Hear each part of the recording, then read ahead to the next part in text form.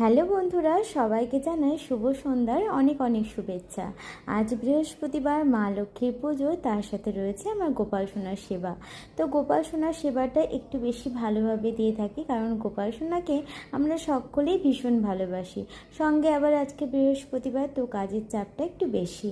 তো চলো, বেশি কিছু তোমাদের সাথে আমি শেয়ার করতে পারি না, তো গোপালের সেবাখানায় শেয়ার করি, আর তোমরা খুব পছন্দ করো, সেই জন্য আমার খুব ভালো লাগে।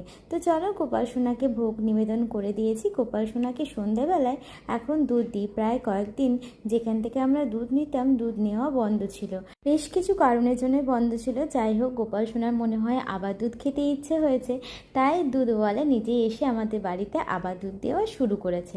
তো চলো, গোপাল সোনাকে এখন ঘুমো পাড়িয়ে দেব।